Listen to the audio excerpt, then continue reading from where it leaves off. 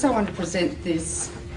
It's produced by the New York Academy of Sciences, and it's a report on Chernobyl. Can be downloaded.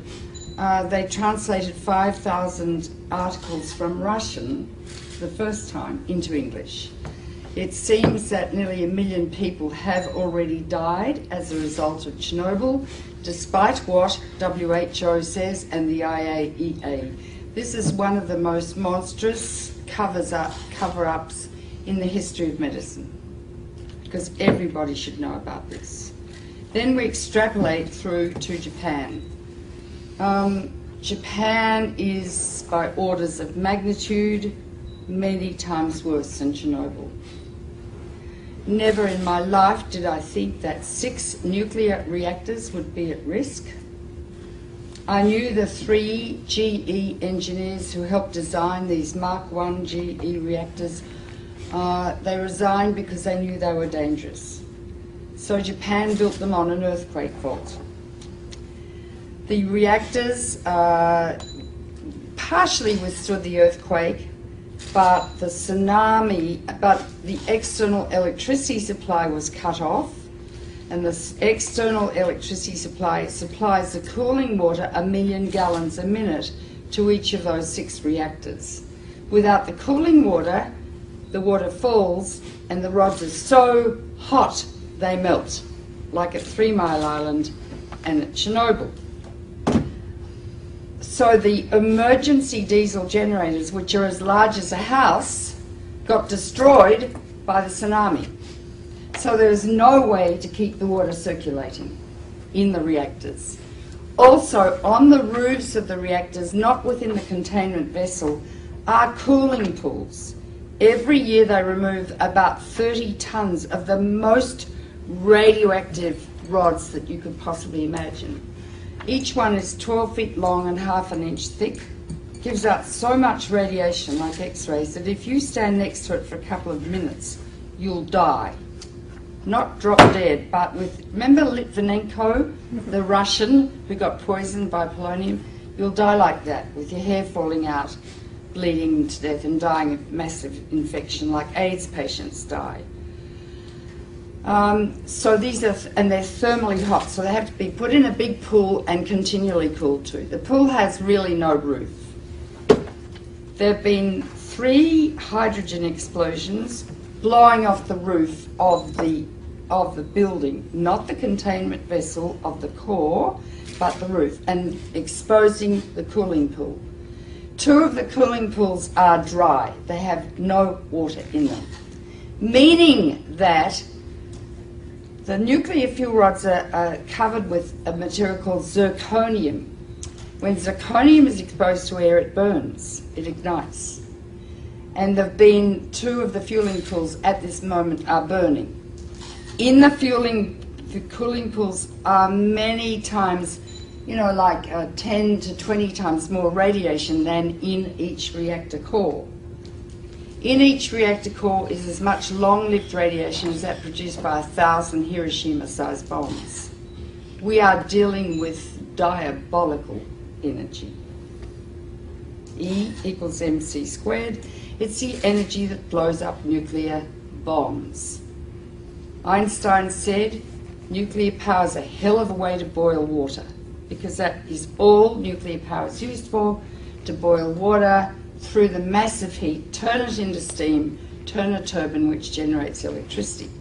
Now when you fission uranium, 200 new elements are formed, all of which are much more poisonous to the body than the original uranium. Although uranium's pretty poisonous, America used it in Fallujah and Baghdad, and in Fallujah 80% of the babies being born are grossly deformed. They're being born without brains, single eyes, no arms.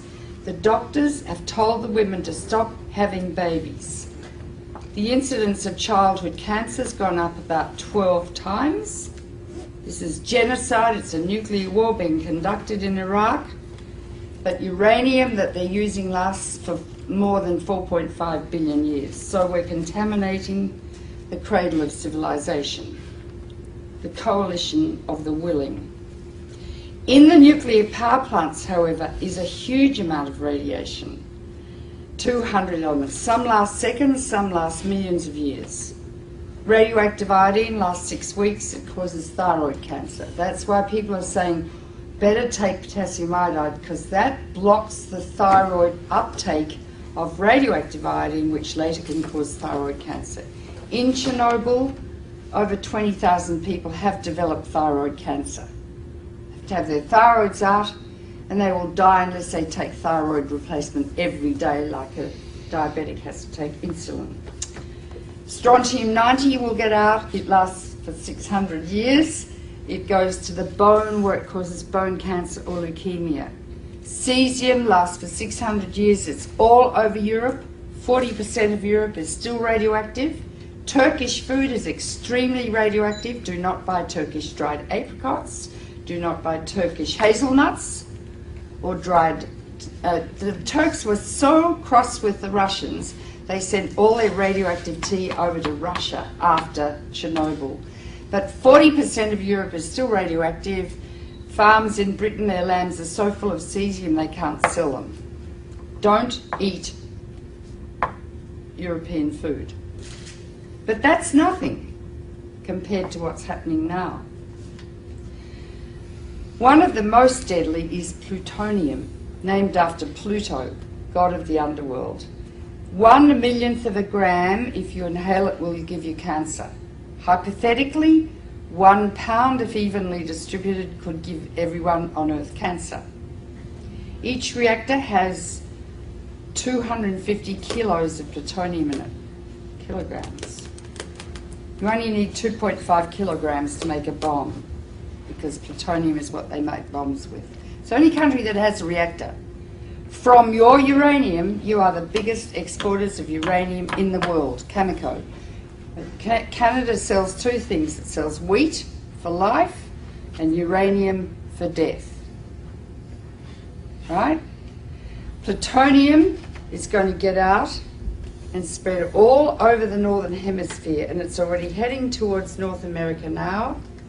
Plus radioactive iodine-129, its half-life is 17 million years, plus strontium, plus cesium, plus tritium, and I could go on and on and on. When it rains, down comes fallout, and it concentrates in food.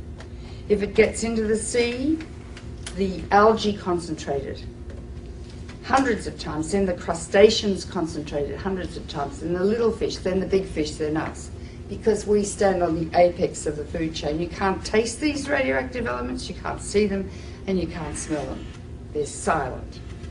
When you get them inside your body, you don't suddenly drop dead of cancer. It takes 5 to 60 years to get your cancer.